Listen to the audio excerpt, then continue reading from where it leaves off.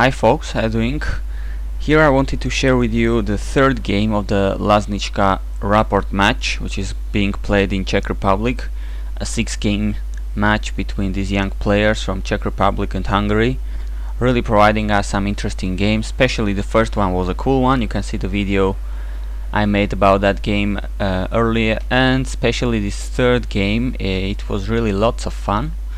Definitely a game worth watching at, because we had once again a very tactical game, lots of tactical fireworks here and there. Really, I think you'll agree with me. It was a really fun game. Let's see what happened. We had Laznicka with white again, as in the first game, and Richard Rapport was black. Again we see this d4 d6 move sequence in the first move, and this time Laznicka doesn't want any more e5 on the second move, so he plays knight f3 stopping e5. Remember, in the first game he played c4 getting e5 by Rapport.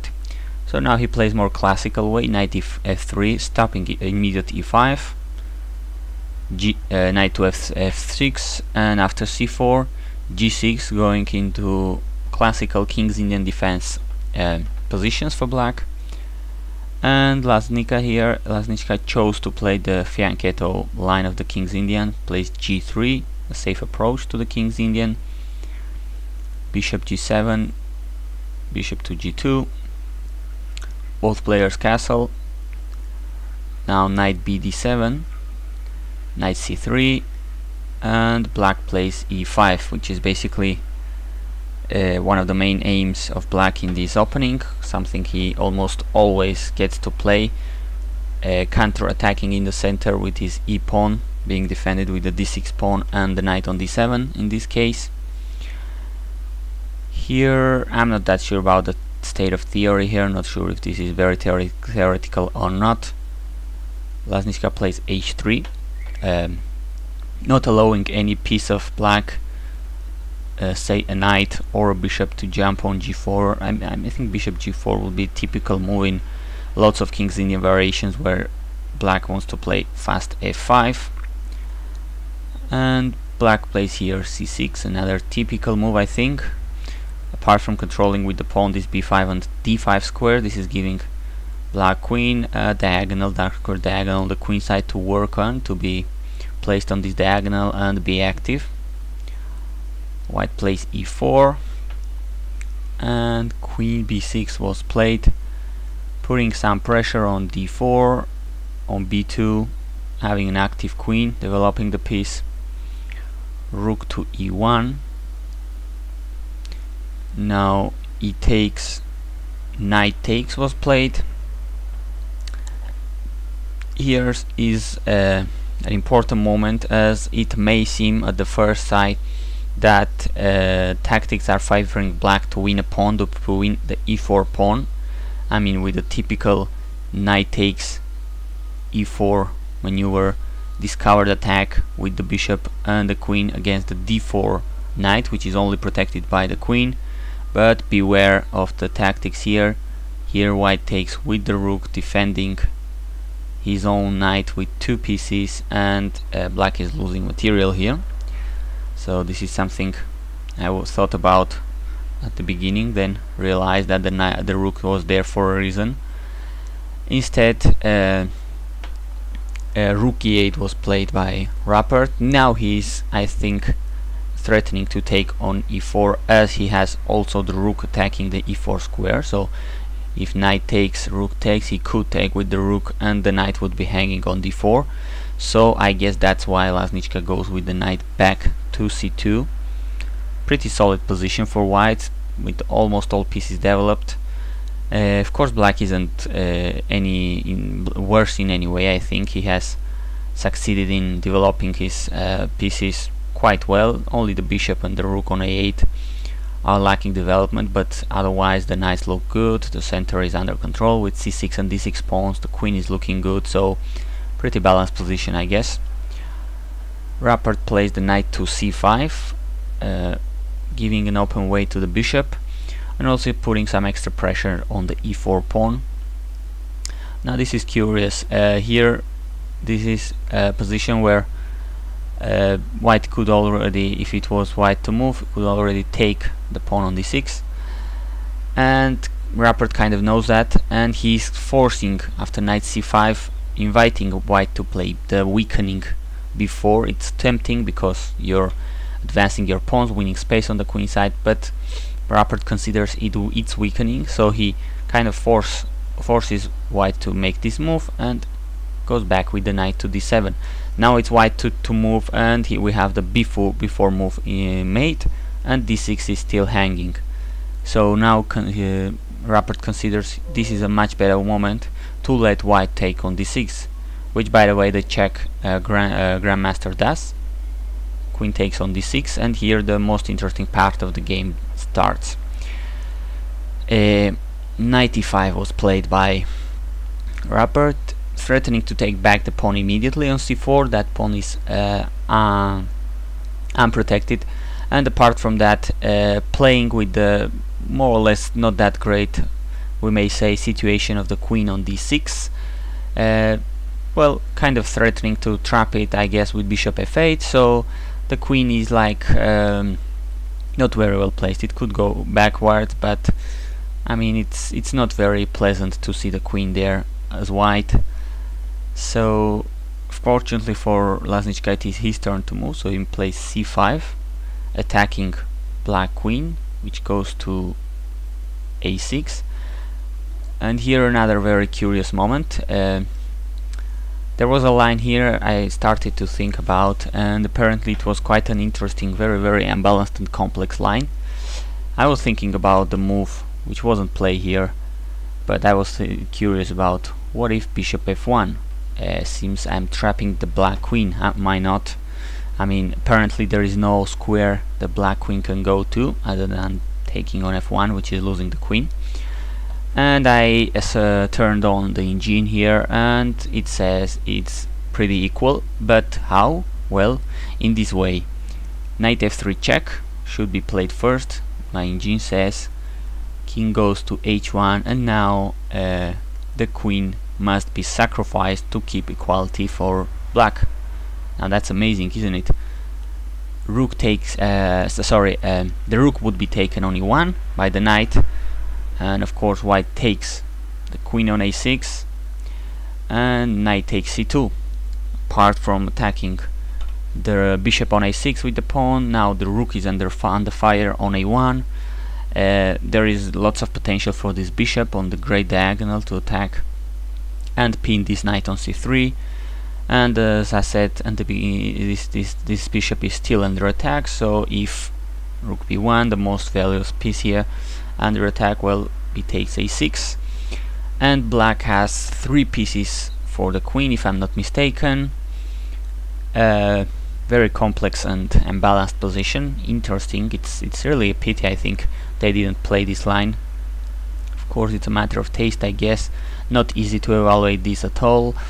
I mean, black has a doubled pawns, some weak pawns on queen side, but his bishop on g7 is really looking very good. He has the bishop pair, but the queen on d6, I mean, very complex. Very difficult to evaluate this, at least for me. But this was definitely a line I'm sure both GMs had to calculate for lots of minutes, as this was very critical, I think, after this queen a6, bishop f1, trapping the queen. It definitely should be calculated in these positions. But Laznicka didn't go for this. He played the bishop f4 move, developing the pieces instead. Now he's attacking the knight on e5. Knight h5, very natural looking, not only defending his own knight with the bishop and the rook, but mainly with the bishop discovered defense on e5, but also attacking the bishop on f4 with the knight. Bishop now goes to f1, attacking the queen, but now black plays the knight c4 move, stopping the attack against his queen, attacking white's own queen on d6, and unleashing the power of this great bishop on the g7 square, on this great diagonal, dark square diagonal, attacking and pinning the knight on c3. So as you can see, quite a tactical mess here, quite a tactical game with all the pieces connected here and there, attacks and defenses everywhere, so definitely a very fun watch to game. Queen went back to d3 with double propose, not only defending the knight on c3 but attacking the enemy's knight on c4. Once again, lots of tactics here. And why stop here? I mean, Richard Rapport is there for fun and for the blood. He sacrifices his bishop on h3 to deviate the white bishop from f1. Very interesting maneuver. Bishop takes on h3, and now he goes with his last piece to develop with the tempo rook for a to d8, attacking the queen, playing with all his active pieces. And here white is forced, apparently, to give material back with knight d5. Well, what happens is, for instance, the queen just goes back, which may look natural. I mean, I want a piece, I want to keep it, and I just get the queen away from the attack. Well, now the knight takes on f4, g takes, and we forgot about the c3 knight, which is now not defended, so it wasn't that possible to get away with the queen and keep protecting his extra piece. So now the bishop takes on c3, forking both rooks. Now it's black, in fact, who is winning with material advantage and lots of active pieces. Both rooks on the e and d file look horribly great. So it was compulsory for white to give material back to keep this game interesting. Now knight d5 was played, but wait a moment, am I not leaving the rook on a1 for the bishop to capture? Yes sir, it is. First the knight took on f4, and after g takes, Richard Rapport takes the rook on a1 with his bishop. Rook takes, oops, sorry, I just rushed there. Rook takes a1, and black takes his piece back. He takes with the pawn on d5, and after all this tactical stuff, we have an unbalanced position where white is down the exchange, but in compensation he has a protected passed pawn on the d file. Seriously a complex position. I mean, not sure who I would take here. Material is material. Both black rooks are very good looking on the central squares, but white has a dangerous d pawn. The bishop could have its importance. The queen is in a bad place. The rook will go to d1 probably, or maybe even to e1 to contest the file. So a complicated position here. The players kept playing. Rapport plays a risky positionally a risky move because it's quite committing, leaving white couple of connected passed pawns. But okay, this way he is protecting his c4 knight forever with the pawn, and that knight isn't kind of pinned anymore. And here comes the moment in which, unfortunately for Czech fans and the young GM from Czech Republic, Viktor Laznicka makes a serious mistake. He plays queen to d4, well, controlling dark squares, but as Richard Rapport will show us in some seconds, this is a very serious mistake. Rapport plays the precise rook to e2 move, taking advantage of the open file, attacking the knight, controlling the second rank. Now the knight goes to e3, it's taken, f-pawn must take, and now all of a sudden, out of nowhere, this queen joins the party from a3, attacking the pawn, and suddenly there is no serious way to protect that pawn, and black is taking that pawn with lots of initiative against white pieces, especially the white king, which is kind of naked out there on g1 right now. Laznicka lost control of the game here, plays bishop g2, which makes this much worse for white and makes this much easy for Richard Rapport. I mean, I'm talking about it being easy, having the engine in front of me. Of course, as you will see right now in a moment, this line is awfully complicated, but apparently, as the engine says, this is easier for black than the move it suggested, which was to play d6. But of course, after this, rook could take there.